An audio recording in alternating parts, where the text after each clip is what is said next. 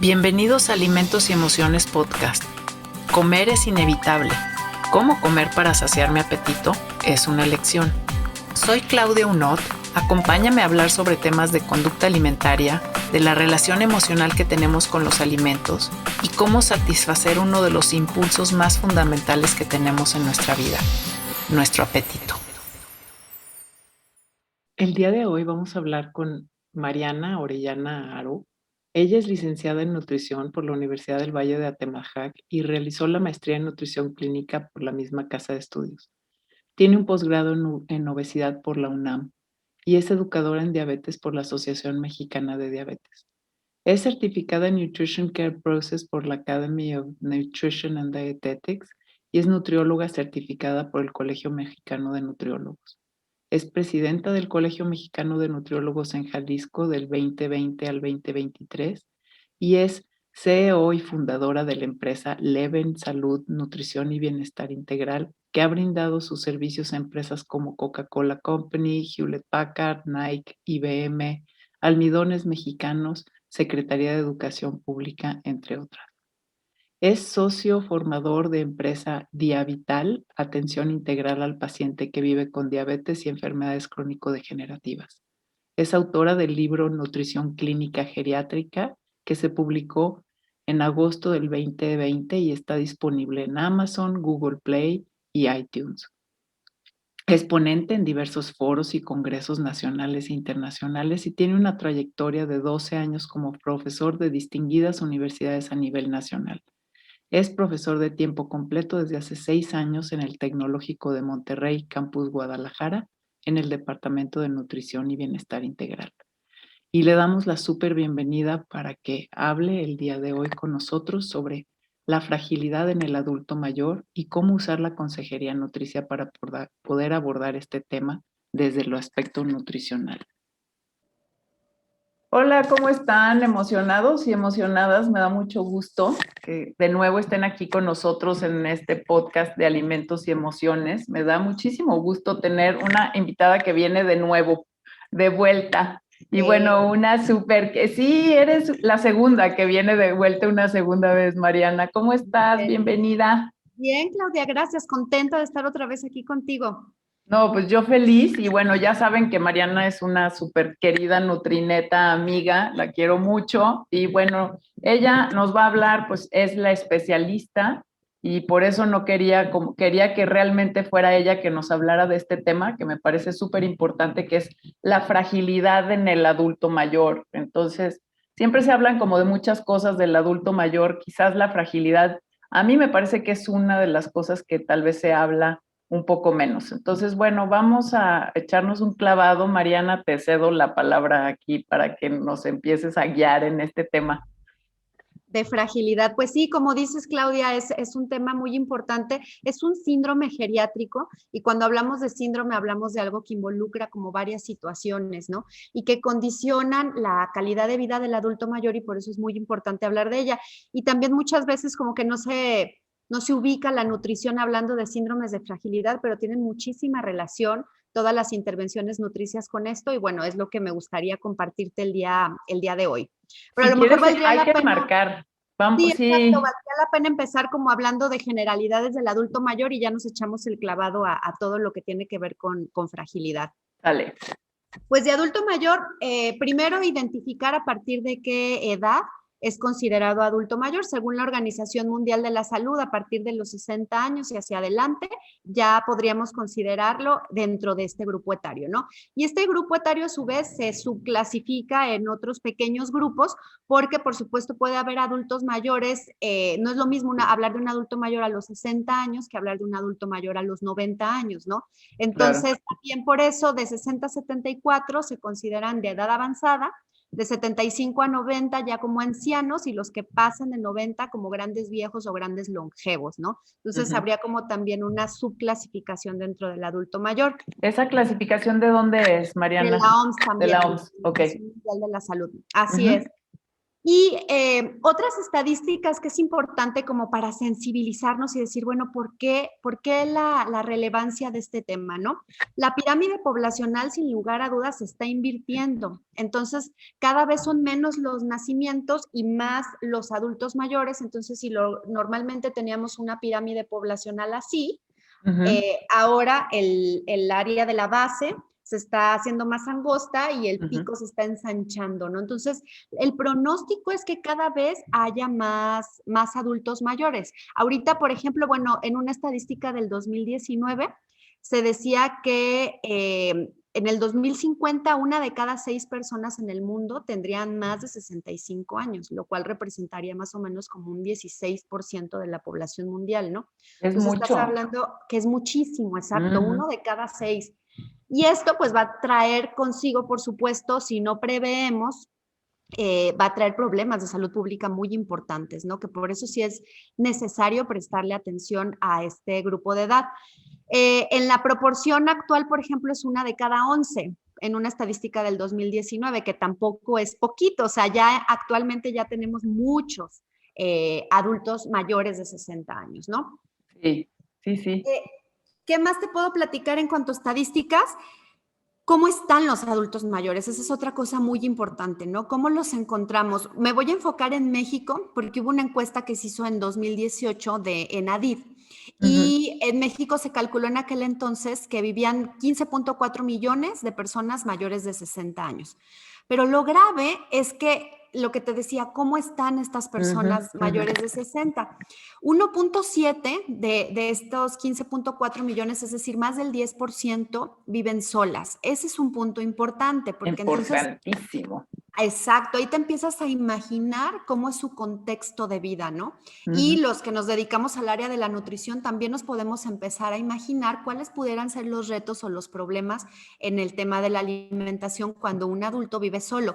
Y no solo eso, sino que 7 de cada 10 de estas personas que viven solas presentan algún tipo de discapacidad o limitación. A mí eso se me hace también súper importante para Claro. sensibilizarnos de que hay muchísimas personas en soledad, pero aparte en situación de discapacidad, de limitación, y que aquí es donde va a entrar totalmente el tema de fragilidad, ¿no? Y cómo Claro. podemos desde prevenirlo a abordarlo cuando ya se tiene, porque esto impacta en la calidad de vida y no solo en la calidad de vida del paciente, sino también en la mortalidad incluso. Claro, y yo creo que ahí entra pues uno de los temas ahorita que también vamos a abordar, ¿no? Como de conducta alimentaria, que es pues mucho el sentido de esta temporada y ha sido, ¿no? De hablar sobre conducta alimentaria, de el apoyo social, o sea, o el apoyo que les vamos a tener que dar de alguna forma para poder alimentarse adecuadamente. Claro, porque muchas de estas personas, sin lugar a duda, van a necesitar de alguien más, ¿no? Sí, Precisamente por la discapacidad, por la limitación. Entonces, sí, nos meteremos al apoyo social, que es una de las estrategias que se han visto que tienen más efectividad en este grupo de edad. Y bueno, siguiendo con la parte de las generalidades del adulto mayor, también hablar de, pues de que la mayoría van a estar con alguna enfermedad crónica. Creo que eso también es relevante, ¿no? Se dice que a partir de los 50 años, las personas, el 50% de la población va a tener por lo menos una enfermedad crónica no transmisible, es decir, estamos hablando de hipertensión, de diabetes, de alguna cardiopatía, dislipidemia, alguna enfermedad hepática. Entonces, conforme más avanza la edad, pues se me fue la palabra, Claudia, la posibilidad, posibilidad.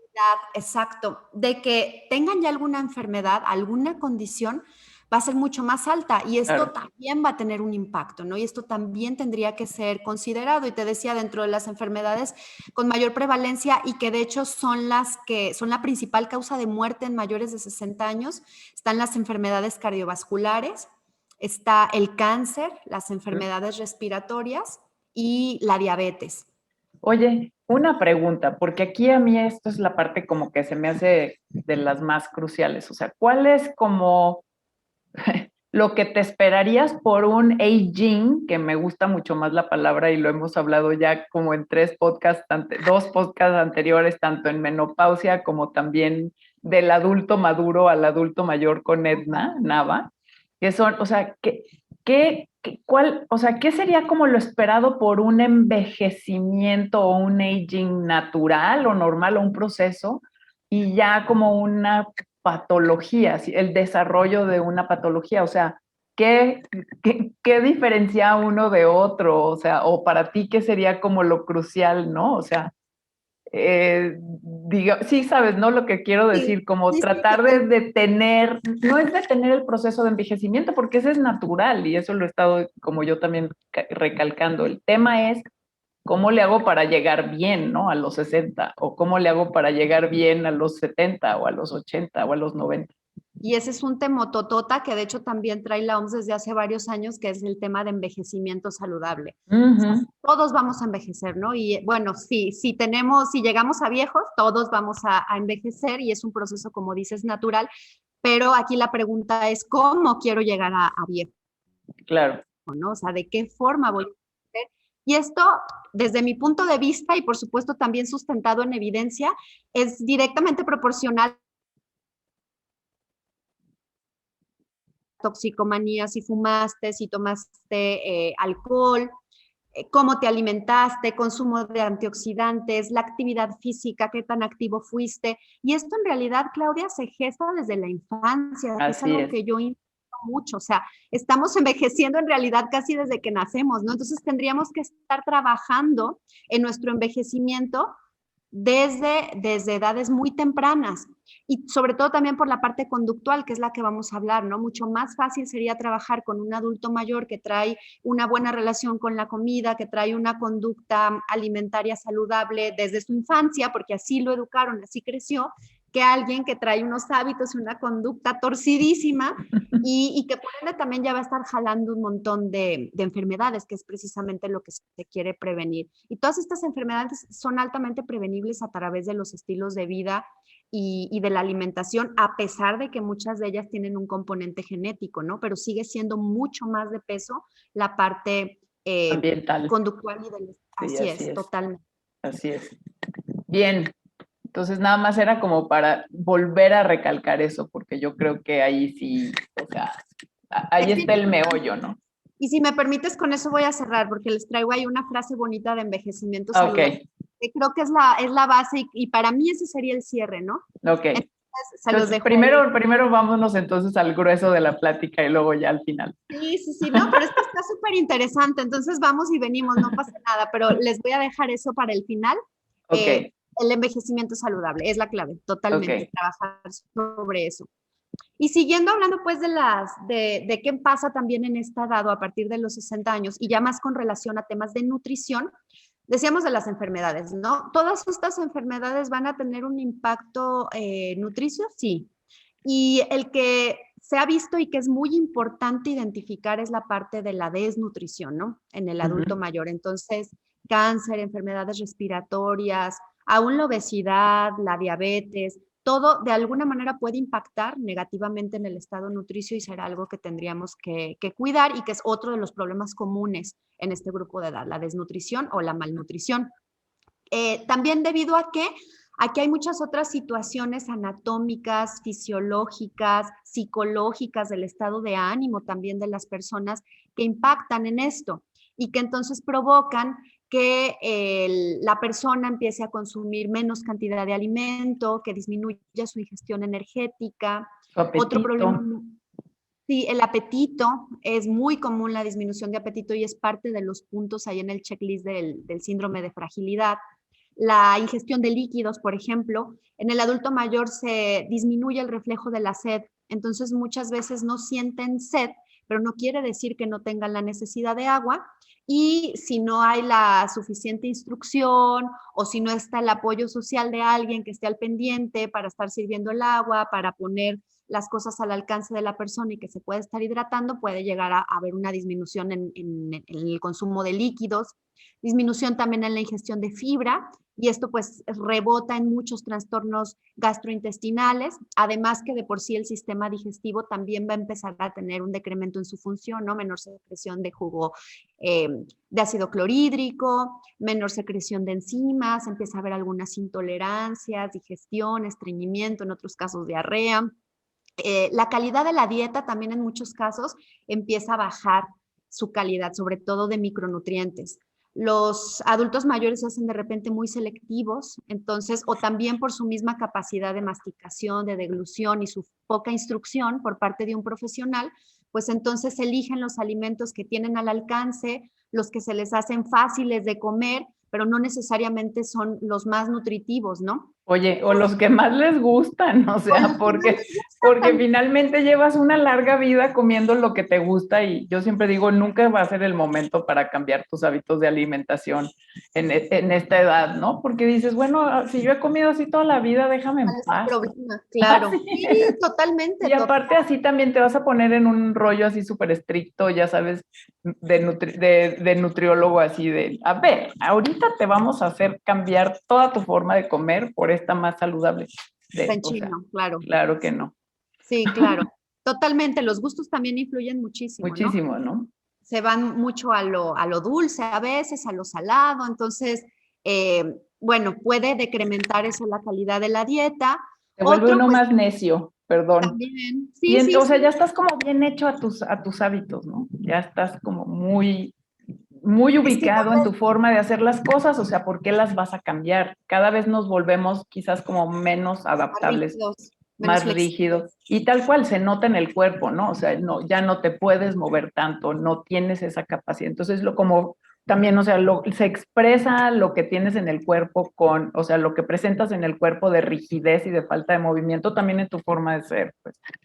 Y, Totalmente. sí, Algo que yo les digo a mis alumnos es que querer cambiar la conducta alimentaria de un adulto mayor muchas veces es como quererlo cambiar de religión, pues, o sea, es que es algo que hizo toda su vida, es algo claro. que creyó toda su vida y entonces de repente tú ya se lo vas a cambiar de la noche a la mañana. Puede ser muy drástico y no es tan fácil y no es así, pues, ¿no? No es como decir, ah, comías esto, pues ahora comes esto y ya está y lo va a hacer. No es así, no es tan sencillo por todo lo que estamos comentando.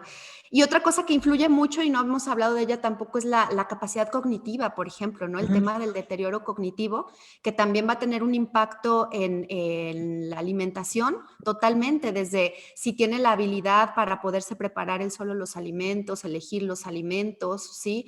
En muchos casos incluso les olvida comer y necesitan, otra vez volvemos a lo mismo, tal vez de alguien que les esté apoyando en esta parte, dependiendo del nivel de deterioro cognitivo o Más el el, acceso. perdón, el Sí, tipo de alimentos que consumieron durante toda su vida que pudo haber afectado también el desarrollo cognitivo, pues porque eso también está ligado, ¿no? totalmente. Y que por eso decíamos, ¿no? Hay que empezar a pensar en el envejecimiento desde la infancia, Así porque es. ahí está el desarrollo del cerebro y demás. Entonces, desde ahí es bien importante cómo lo estás desarrollando, nutriendo. Totalmente de acuerdo contigo, Claudia, sí. ¿Y qué más les puedo platicar? Bueno, estoy así como sacando Saca todo. sí, todos los problemas, pero esto tiene una intención, ¿no? Y la intención es sensibilizar y decir, wow, o sea, cuántas cosas que a lo mejor no habíamos contemplado y que son las que podemos tener enfrente al momento de que atendemos a alguien de más de 60 años. Y a mí me ha pasado, Claudia, no sé si a ti, pero yo veo, por ejemplo, a mis papás. Pues mis papás ya pasan de los 60 y yo los veo jóvenes, ¿no? Entonces, Sí, como que ni te imaginas que pudieran estarle sucediendo estas cosas, pero la realidad es que sí tendríamos que contemplarlas al momento de hacer una evaluación nutricia a una persona de más de 60 años, por más que lo veamos joven o que lo sí, veamos así es. independiente. Ajá. Yo tengo Entonces, una mamá muy joven y muy joven en relación a mí. Y ajá, entonces es siempre haberla visto pues durante mucho tiempo bien, joven, bien, y luego después tuvo un cáncer, pues hace, ¿cómo se llama? Hace un par de, 3 años. Y eso fue así como, ¿cómo? O sea, como muy choqueante, ¿sabes? O sea, después de haberla visto, o sea, como muy bien, así. Y dices, bueno, pues, y tampoco estaba tan grande, ¿no? Tenía 72 años en ese momento. Entonces, y me regreso tantito a una cosa. Estaba pensando también en relación a cognitivo y otros deterioros, toda la parte digestiva, ¿sabes? También, cómo se modifica, ¿no? El otro día, fíjate, me decía una amiga que tiene 64 años. Tengo problemas de digestión. Y entonces yo le decía, ¿sabes? O sea, ¿cómo? ¿cómo le digo? Sin meterme a todo un tema también complicado de edad, ¿sabes? De edadismo, ¿sabes? De age talk, y sin que sea así como visto mal, que le estoy diciendo que finalmente, o sea, pues está más grande y a los 64 años, pues sí, muy probablemente ya empiezas a tener, por ejemplo, un deterioro digestivo y tienes dificultad para digerir los alimentos que comes sin que ella piense que le estoy diciendo que está ruca, vieja y ya acabada y ya se le acabó la vida, ¿no?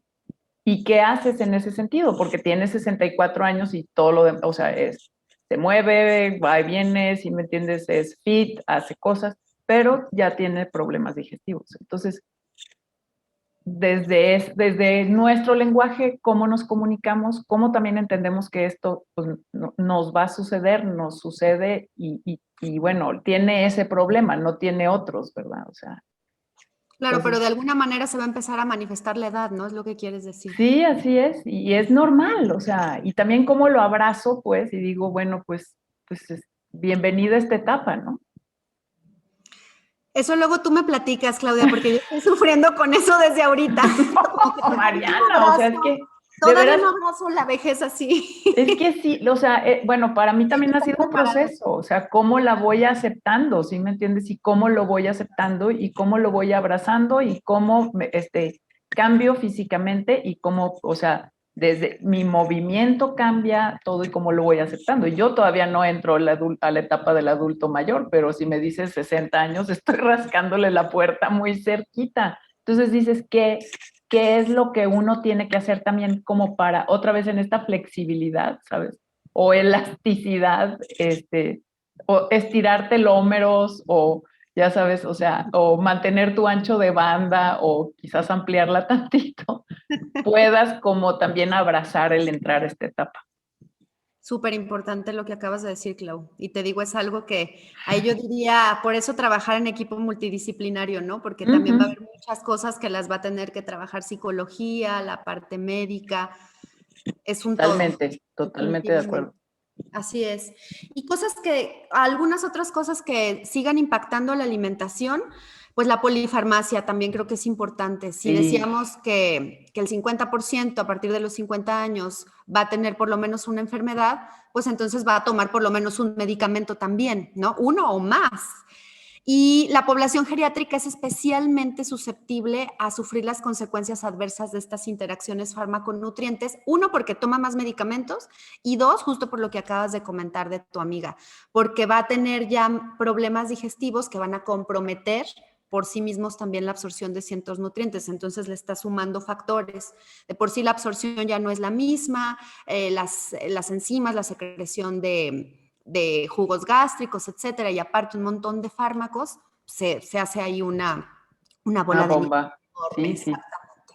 Sí, y muchos son me atrevería a decir prácticamente todos los fármacos tienen una relación o una interacción, ¿no? Con los nutrientes, sobre todo que déficit en la absorción de muchas vitaminas del complejo B, vitamina K. Ahí es donde está el meollo del asunto y ahí es donde no es el tema, por supuesto, pero habría que valorar, ¿no? En qué casos sería importante como pensar en una suplementación por lo mismo. Claro, totalmente de acuerdo, sí. Me parece súper importante. Y también escuchar ahí La de Carla. la plática de Carla Moreno, Así ¿no? O es. sea, que es súper controversial, o sea, si debo o no debo de suplementar mi alimentación, ¿no? Escúchenla, sí, no me quiero meter ese tema, escúchenla, pero bueno, la población geriátrica, por ciertas situaciones, bien evaluada, por supuesto, podría ser una de las poblaciones que a lo mejor se beneficiara con ciertos suplementos alimenticios en algunos casos, ¿no? Sobre todo por este tema, les decía, de la polifarmacia. Pues básicamente, Claudia, no sé, creo que di un No, panorama sí, general. yo ¿Tú creo cómo que es lo ves? un muy buen panorama, pues, de lo que es en sí como esta etapa de la vida, ¿no? Ahora yo creo que vamos a entrar ahora sí como al tema, ¿no? Que es este A la tema de fragilidad, porque si no a ti y a mí se nos va aquí la vida. A Va, mí. tenemos a fragilidad. Bueno, pues fragilidad tiene mucha relación con todo lo que acabamos de platicar, porque de alguna manera es el conjunto de varios factorcitos que se gestan a partir de lo que decíamos, ¿no? De la disminución del apetito, de que a lo mejor el adulto ya va a ser más sedentario, de que aparte va a estar deprimido, de que no va a estar comiendo en la misma calidad, que vive solo, que ya tiene alguna enfermedad, que toma medicamentos. Entonces vas juntando todos esos factores que acabamos de decir y ¡pum! Sale el síndrome de fragilidad, que en definición es un estado, se los voy a leer tal cual así, es un estado que afecta a un individuo que experimenta pérdidas en uno o más dominios del funcionamiento humano. Esto puede incluir la parte física, psicológica, incluso la parte social, que es bien importante, y que son causadas por la influencia de una gama de variables, todas las que hemos platicado, y que aumentan el riesgo de resultados adversos. Incluso les decía, aumentan el riesgo, aumentan la mortalidad. Dicho en palabras coloquiales, yo he escuchado algunas otras definiciones y los definen así como aquellos que no pueden sobrevivir sin ayuda sustancial de los otros, o sea, que ya van a necesitar de alguien más literal para sobrevivir. Entonces, básicamente ese sería el síndrome de fragilidad.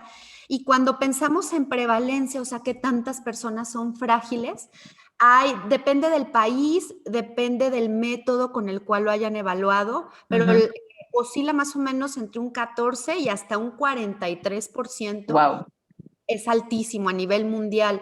Entonces, son muchas las personas que tal vez no han sido ni siquiera diagnosticadas, mucho menos atendidas, que viven con fragilidad y que esto condiciona de una manera muy importante su calidad de vida. Y acuérdense de lo que les dije en un inicio, cuántas personas viven solas y de esas que viven solas, cuántos tienen una discapacidad o limitación. Es decir, muchas de estas personas que tienen síndrome de fragilidad están solas.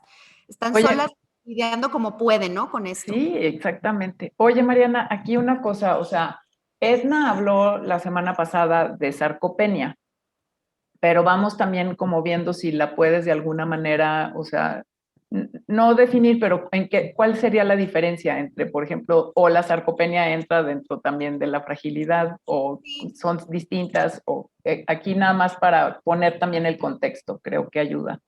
Totalmente, son diferentes.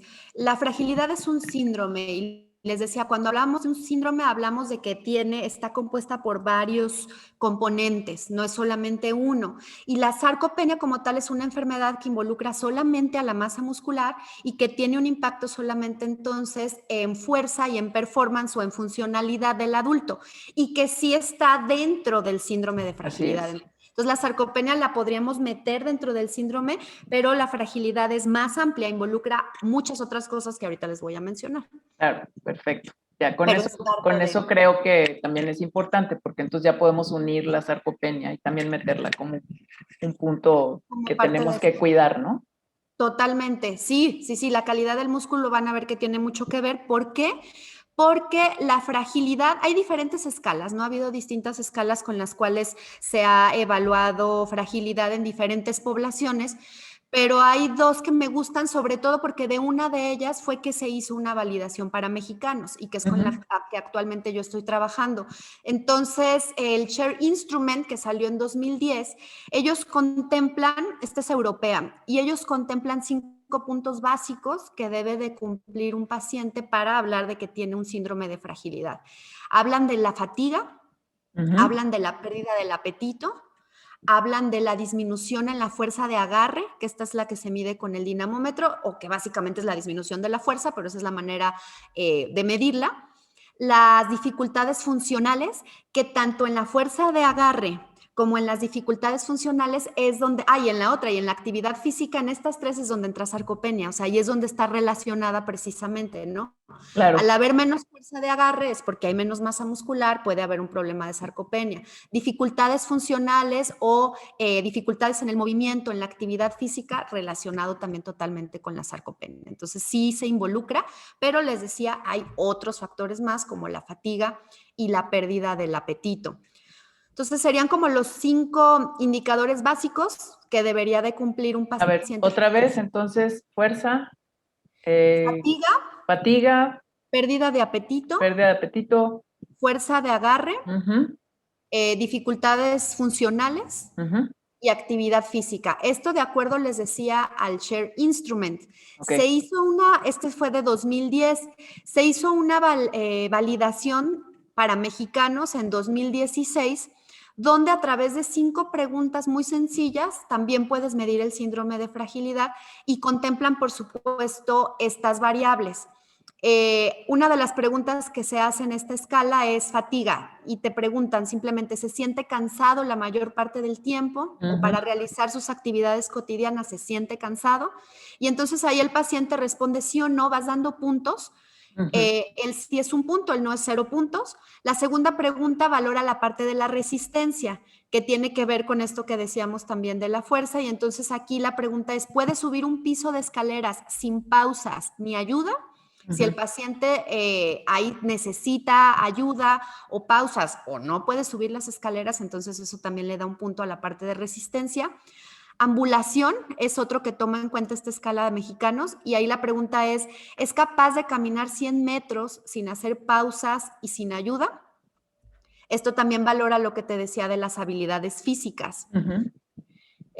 Dificultades funcionales es el cuarto punto y aquí lo que preguntan es si hay enfermedades presentes y si tiene más de 5, entonces le pones punto. Ahí entra la artritis, diabetes, angina o infarto, hipertensión, accidente cerebrovascular, asma, bronquitis, enfisema, osteoporosis, cáncer, depresión, ansiedad, demencia, úlceras. Todo esto lo toman en cuenta como checkpoints. Wow. Y si tiene estas enfermedades es otro punto entonces para fragilidad. Y por último, esta escala valida la pérdida de peso.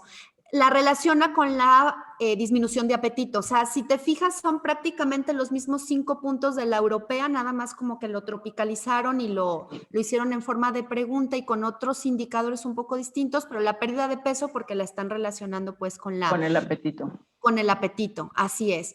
Y también te decía, con estos 5 preguntas, estos 5 puntos, puedes validar si la persona está en un estado de prefragilidad, de fragilidad o que no sea frágil. Que no sea frágil sería que contestara, o sea, que en todas estas preguntas no tuviera ningún problema.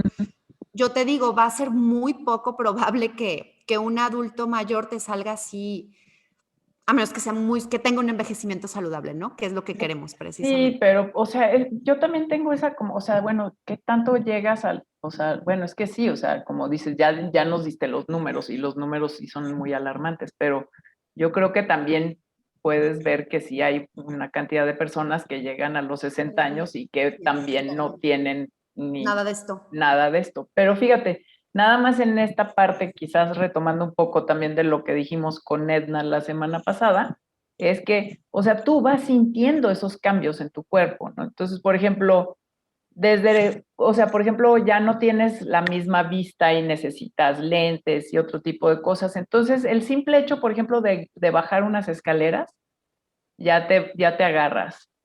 O sea, y no te estoy hablando de los 60 y 70 años, o sea, te estoy hablando de ahorita, 50, ¿no? Mediados de los 50.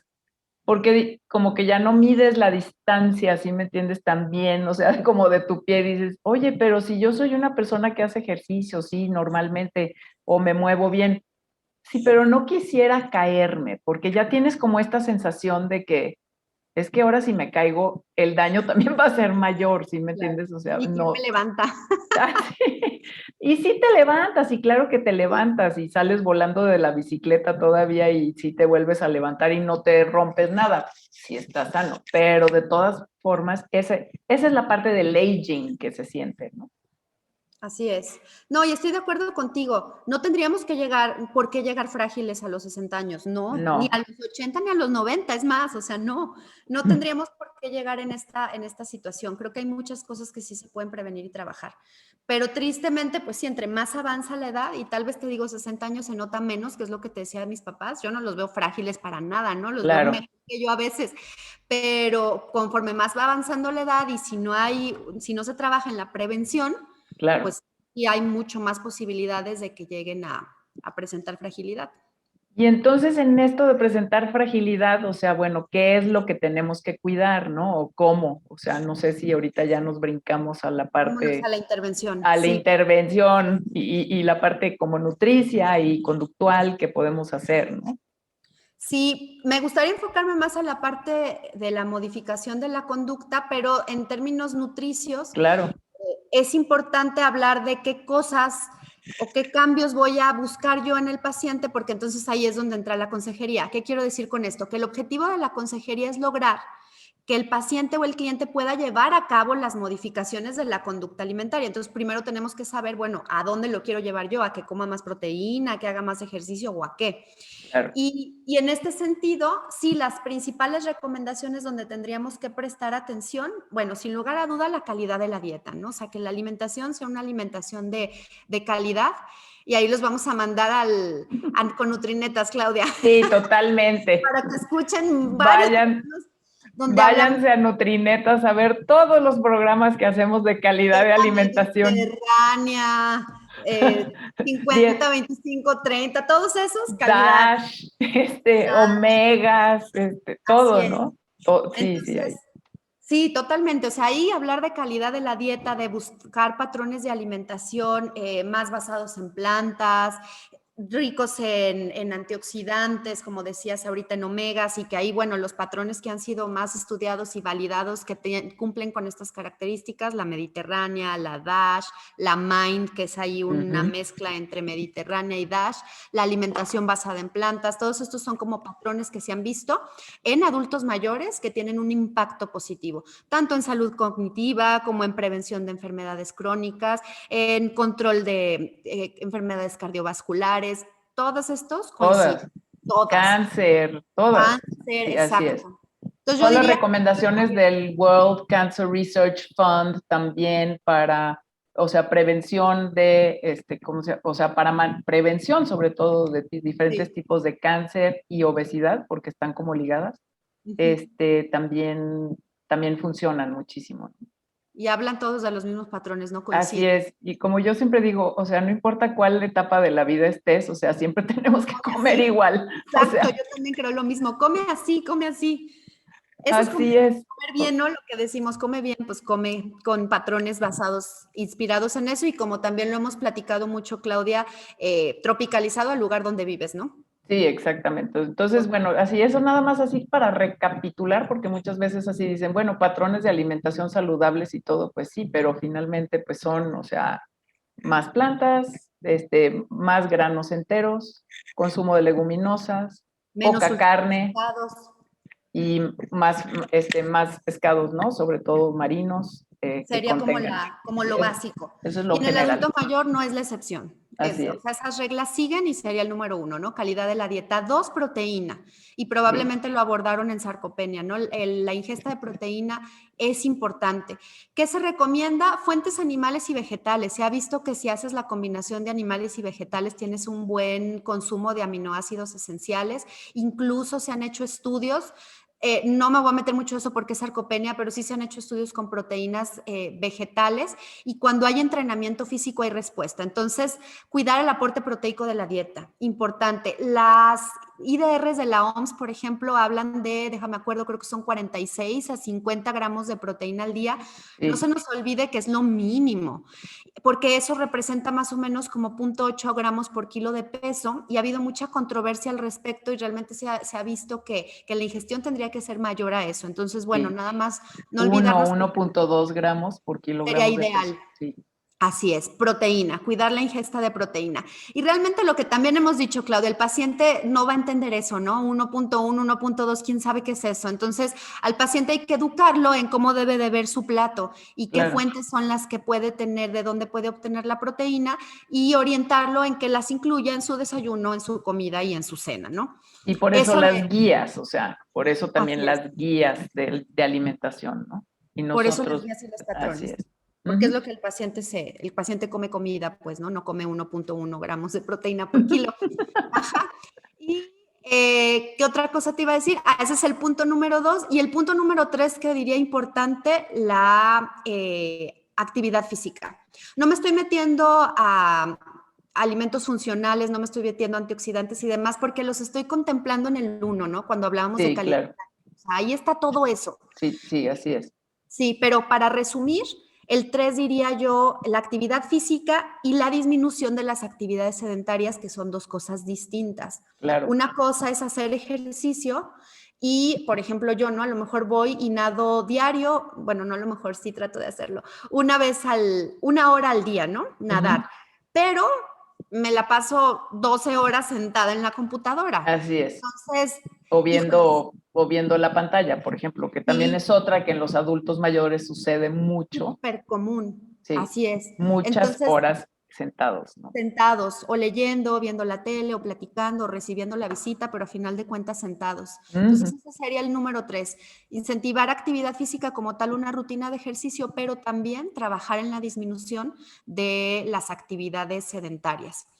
Esas serían como las conductas básicas. Ahora, lo que platicábamos, cómo llevas a que la persona las haga y las adhiera a su vida. Así Esa es. es la cosa. Oye, y si nunca las había hecho antes, o sea, ¿cómo le hace para empezar en este momento? Pues. Exactamente, ¿no? Y por eso entonces hablar del enfoque conductual o de la Ujú. modificación de la conducta, que ya sería la consejería que nos va a ayudar a que estos 3 puntos los haga, básicamente, ¿no? Los haga y los adhiera como parte de sus hábitos. Y bueno, primero decir, necesitamos el PAN otra vez, ¿no? El proceso de atención nutricia es básico, es decir, hay que hacer una buena evaluación, hay que hacer un correcto diagnóstico para entonces identificar realmente hacia dónde va a ir orientada mi intervención y ser mucho más efectivos. No es el tema, escuchen también los programas del PAN, De pero Nutrinetas o los que yo tengo también en o mi los que canal tú tienes buenísimos, que esos desglosados de punto por punto todos los pasos, también ahí así están. es, hay que revisarlo, pero bueno, hay que hacer el PAN. Una vez que tengas tu evaluación y tu diagnóstico bien hecho, entonces ahora sí ve qué áreas son las que vas a trabajar y cómo te vas a apoyar con la consejería para que el paciente las pueda lograr. En una revisión sistemática, que tú la conoces re bien, Claudia, que es esta de Gartner de 2017, donde habla de las estrategias para la modificación de la conducta sobre el cuidado de adultos mayores en casa. Sí. Ahí hace un análisis de varias publicaciones donde se analizan diferentes intervenciones conductuales orientadas principalmente a la función física y al cambio de comportamiento, ¿no? Uh-huh. Y ahí en resumen, para no platicarles tanto, las intervenciones que parecieron, o más bien las que tuvieron mayor impacto sobre la función física y el comportamiento fue instrucción de comportamiento, que esas son ya las recomendaciones que les estoy dando para que las apliquen, o sea, ya nos vamos a lo práctico. Y en esto de instrucción de comportamiento se refiere, ahí entra mucho la parte de educación en nutrición, ¿no? Sí, así es. Enseñar y orientar al paciente en el desarrollo de habilidades, no solo de conocimientos, sino Sí. también de habilidades que le apoyen para ¿Lo el puedes cambio. recalcar, por favor? ¿Qué dije, Claudia? No, o sea, nada más vuélvelo a No solo decir, de por favor, conocimientos, porque sino ¿cómo te también. explico esa parte? Y bueno, sí me entiendes perfecto, o sea, no es que sepan que deben de tomar más agua, es cómo le No, pues hacen para probablemente ya tomar lo más agua. saben. Así es, o sea, es como, Totalmente, ¿cómo ya le lo saben. hago? No le voy a dar una clasecita de que el agua es bien importante para mi cuerpo, o sea, le voy a enseñar cómo le hace para tomar más agua. Y Sí. ese es lo que también nos diferencia a nosotros, pues, como nutriólogos y nos permite trabajar otras cosas que no nada más darles una dieta. Absolutamente, y que se logre el cambio, porque si no, entonces salen del consultorio con una hoja llena de recomendaciones y la hoja nomás está pegada en el refri y ya, ¿no? Sí, eso es súper común. Entonces, instrucciones en el comportamiento más orientadas a las habilidades. Por ejemplo, cómo preparar algún alimento, o sea, instruirlo, ¿no? En la preparación de algún alimento sería un ejemplo. Otra de las que habla este estudio es de incluir objetos en el ambiente. ¿A qué se refiere con esto? Por ejemplo, el dejarle en la alacena, si es un paciente o una persona que vive sola, ¿no? Y tiene apoyo de los hijos. Bueno, pues dejarle lista su alacena con las cosas que necesita, dejarle a la mano a lo mejor los condimentos, los aditivos que por su hipertensión arterial sí son recomendables, que los tenga a la mano, ¿no? Ponérselos a la mano para que eso facilite que al momento de que él se está preparando sus alimentos, pues tenga lo que necesita para que sea un alimento adecuado para su patología o para el objetivo nutricio que yo me vaya a poner con esa persona. El dejarle fruta picada, no en un platito, si a lo mejor a la persona se le dificulta, pues estás incluyendo objetos en el ambiente, esa es otra. También, perdón, es un poco como control de estímulos, porque de alguna forma estás como quitando lo que no necesita y poniendo a la vista lo que sí debe. Así es, y facilitas, ¿no? Que pueda hacer la conducta, Así porque es. luego te dicen muchas veces eso, no, pues no es que no tenía. No, Así pues es es. que no compré. No, pues entonces no lo ibas a poder hacer, Y luego de obviamente. pasada no puedes ir a la tienda porque no tienes mucha movilidad, porque estamos Claro, hablando precisamente del tema de de fragilidad fragilidad. y te están diciendo come condimentos porque ya no te sabe la comida, o sea, entonces pues sí, sí me los como, pero si estuvieran ahí para preparar. Absolutamente. Ah, y eso fue algo que no dije. Claro, esta revisión sistemática fue en pacientes frágiles. Eso es bien importante. Entonces, Ya. estas estrategias son orientadas también para este tipo de personas. Modificación ambiental fue la tercera intervención que se vio con efectividad. Por ejemplo, cambiar los espacios, ¿no? Para reducir el riesgo de caídas. Entonces, poner rampas. Esto se hace mucho en los asilos, pero a veces no lo hacemos en las casas y es importante. Claro. Adaptar el espacio a las condiciones del adulto mayor, a la fragilidad del adulto mayor. No puede subir escaleras, bueno, pues entonces a lo mejor la recámara ahora se la La voy a meter bajas. al piso, a la Así es. planta baja, exacto, ¿no? En cuestión de alimentación, ¿de qué manera puedo modificar la cocina para que Ujú. sea más amigable y que él pueda ir y preparar algunas cosas muy básicas o tomar algunos alimentos o el agua que decíamos, cómo se la pongo, en qué, cómo se la dejo a la mano y práctica para que la pueda tomar? Y bueno, creo que todo esto de alguna manera en sujetos frágiles vemos que va a desencadenar en apoyo social. O sea, el Ujú. apoyo social es otra de las que es básicas, porque si es una persona frágil, decíamos en muchas definiciones que decía que era aquella persona que necesita ayuda para sobrevivir, básicamente. Entonces, si no cuenta con este apoyo, difícilmente va a lograr un cambio en la conducta. A lo mejor si quiere y tiene la motivación, que ahorita Así es. quiero platicarles de eso, pero no puede, ¿no? Porque no tiene las condiciones para hacerlo. Así es, súper importante. Súper importante el apoyo social. Y cuando yo analizo esto, Claudia, pues caigo a un modelo que tú me enseñaste y que es el modelo Convino. Cuando ves estas estrategias, dices, pues claro, estas estrategias se embonan perfectamente en un modelo, porque recordemos que es diferente hablar de modelos o teorías y de las estrategias. Y el modelo es el modelo Convi, que me encanta porque son estos tres pilares de la capacidad, la motivación y la oportunidad. O sea, si nosotros trabajamos en el adulto mayor estas tres partes, garantizar que tenga la capacidad, es decir, ¿a qué se refiere que tenga la capacidad?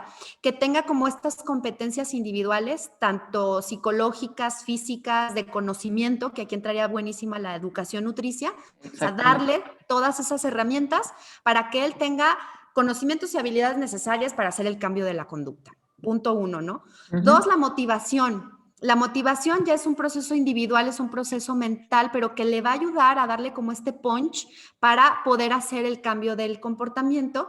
Y aquí, por ejemplo, establecimiento de metas, que él identifique sobre qué quiere trabajar, cómo lo quiere trabajar y que esté monitoreando esa conducta que está trabajando, es buenísimo, ¿no? Para favorecer la motivación, Que vaya viendo sus logros, ¿no? que vaya él mismo viendo sus logros, así Y es. también es como un proceso de autoeficacia importante, que vaya viendo sus logros. Sí. Totalmente, y sería como el segundo pilar. Y Ujú. el tercer pilar, la oportunidad, que aquí entra mucho el apoyo social, la modificación del ambiente, es decir, son todos aquellos factores que no dependen de la persona, que están fuera del individuo, pero que hacen posible que se dé este comportamiento que yo estoy buscando. Por ejemplo, yo quiero que, bueno, no yo quiero, el paciente decide trabajar sobre, sí, no, él decide trabajar sobre disminuir las actividades sedentarias. Quiere tener más movilidad, ¿no? Para Ujú. mejorar su funcionalidad. Bueno, pues entonces pongámosle las condiciones en este punto de De oportunidad oportunidad. para que pueda tener más movilidad dentro de su espacio, ya sea la estancia donde pase el día, en caso de que esté en alguna estancia, el asilo o la casa donde esté, démosle la oportunidad, ¿no? La capacidad ahí, cómo se la daríamos o cómo le apoyaríamos en la capacidad? Pues igual, instruyéndole en qué tipos de ejercicio puede ser para sus capacidades físicas, pues a lo mejor no lo vamos a poner a levantar 20 kilos, ¿no? Pero le vamos a decir, mira, puedes dar tantos pasos alrededor de la cocina o puedes hacer Poco a estos poco, sí, así es. sentado, puedes hacer estos ejercicios con tus brazos, ahorita no Con vas a tus agarrar peso, piernas. con tus piernas, y eso es para la capacidad. Ahí le estás dejando la capacidad, las herramientas, el cómo, el qué tiene que hacer, ¿no? En la motivación, que redacte su meta, qué es lo que quiere lograr. Quiero reducir el tiempo sedentario a 5 horas diarias. ¿no? ¿Cómo lo va a lograr, etcétera? Lo redacta y lo está monitorizando, está checando si sí está logrando reducir sus actividades sedentarias a menos de 5 horas a la semana y tiene ya toda el área de oportunidad, todas las condiciones para hacerlo. Entonces, de esa forma es mucho más fácil que pueda lograrse el cambio y que pueda adherirse a este cambio de conducta que si solamente le decimos, señora, tiene que hacer más ejercicio y tiene que reducir sus actividades sedentarias. No, pues. Y nadie le dijo cómo, ¿verdad? Sí, Nadie lo instruyó en capacidad, nadie le instruyó en cómo mantenerse motivado para que eso se diera a lo largo del tiempo, nadie le puso las condiciones físicas en su espacio, pues no lo va a lograr. Así es. Y nada más para aquellos ¿no? que no conocen el modelo, es COM, de COMB, de lo que acaba de decir Mariana, capacidad, oportunidad y motivación, y B es de behavior en inglés. Entonces es, ¿cómo se llama? O sea, es behavior en inglés, que pues es conducta, ¿no? Conducta, totalmente. Entonces, por eso es por eso está hablando Mariana de esto. Así es. Y bueno, eso yo creo que o sea, yo me quedo súper tranquila con eso. No sé si quieras como redondear con otra cosa. Creo que Mariana nos acaba de dar no solo como todo una así resumen de lo que es la etapa, nos habló súper padre de todo lo que es fragilidad y luego toda la parte conductual, así es que yo feliz. Ah, qué bueno. Pues espero que todos estén igual de felices que tú, Claudia. No, es que me encanta porque finalmente es como decir, bueno, o sea, aquí hay unos, o sea, claro que esto no omite para nada, ¿verdad? Sentarte a leer a profundidad de las diferentes cosas del adulto mayor que son importantísimas, así como de todas las etapas, pero de menos yo me quedo tranquila de que es una explicación, ¿sí me entiendes?, de muchos puntos que son, pues básicos, ¿no? De la etapa y que también nosotros, o sea, desde la parte de la nutrición podemos cuidar, ¿no? ¿Y cómo la podemos cuidar? No nada más diciéndole que modifique su forma de comer, ¿no? O sea, sino Claro. diciéndole cómo le haga para que la pueda cambiar. Dándole las herramientas para que lo pueda llevar a cabo. Exacto, que esa sería mi conclusión, ¿no? O sea, todo esto aplicarlo, llevarlo a la práctica y que la práctica vaya mucho más allá de solo la prescripción de la dieta, totalmente. Oye, Mariana, platícanos porque tienes un libro. Ah, sí, aquí lo tengo, porque fíjate que lo estuve leyendo y leí tu capítulo también antes de echar esta plática. A ver, levántalo tantito y para los que están escuchando por el podcast, Nutrición Clínica Geriátrica, ¿sale? Entonces, Mariana coeditó este libro, pues que salió el año pasado. Salió el año pasado, sí. ¿Dónde lo pueden encontrar? Lo pueden encontrar en Amazon y ¿cómo se llama la plataforma, Claudia, la de Apple? Es Apple Books. Apple Books. ¿Cuál es Apple Books? Apple Books. Y también Amazon, en Google Books también sale. Y también en Google Books sale, exactamente. Sí. En esas 3 plataformas lo pueden encontrar en versión digital y en versión impresa solamente está en Amazon. Ok. Y bueno, Mariana, ¿en dónde te pueden localizar? Pues en redes sociales me encuentran como en Instagram como Mariana Orellana H o como leven.sb. Ahí estoy a sus órdenes para cualquier cosa. Y bueno, Mariana es muy vaga y hace muchísimas cosas, así es que por ahí la encuentran haciendo muchas cosas y sobre todo hablando de estos temas. Mariana, ¿con qué quieres como cerrar el tema? Ya que nos tenías preparado por ahí un cierre. Con el envejecimiento saludable, creo que algo de lo más importante, y siempre en nutrición hablamos de la prevención, ¿no? Si vamos a hablar de diabetes, enfoquémonos en prevención de diabetes. Si vamos a hablar de hipertensión, igual. Si vamos a hablar de envejecimiento, enfocarlo a cómo trabajar en un envejecimiento saludable. Y la clave creo que radica en la promoción y en la adopción de estilos de vida saludable desde la infancia, que incluyan alimentación correcta, actividad física, no estar expuestos a sustancias tóxicas y un punto del que no hablamos, y ese es otro webinar, y tal vez no es mi área de expertise, pero creo que es muy importante, el ambiente social de igualdad y de oportunidades para todos. Es decir, la parte social no la abordamos, pero es muy importante. Envejecimiento saludable básicamente va a englobar tanto las habilidades físicas de la persona, las habilidades mentales y las habilidades sociales. Si logramos tener como un equilibrio en estas y las trabajamos desde la promoción y la adopción de estilos de vida saludables, vamos a tener un envejecimiento saludable, vamos a tener una población adulta mayor pero más sana y no solo más sana, más feliz, que eso también es bien importante. Así es. Totalmente de acuerdo. Ay, Mariana, gracias. No, gracias a ti. Ya sabes que me encanta hablar, así que yo feliz. Muchísimas gracias a todos y sobre todo todos los que han tenido como la paciencia de regresar a todos estos podcasts. Ya estamos casi terminando estas temporadas. Este es el programa número 30 dentro del programa de conducta alimentaria, o sea que a todos los que les interesa en el ciclo de la vida, o sea que a todos los que les interesa la conducta alimentaria en el ciclo de la vida, pueden ir a ver desde el inicio de la temporada hasta ahorita, que ya estamos llegando como a la conclusión. Nos quedan un par más por ahí, así es que para terminar esto. Y entonces muchísimas gracias por haber estado aquí con nosotros. Recuerden compartir también en redes, o sea, y a las personas que crean que les pueda interesar estos temas. Y pues nos vemos a la próxima y nos seguimos nutriendo. Hasta luego.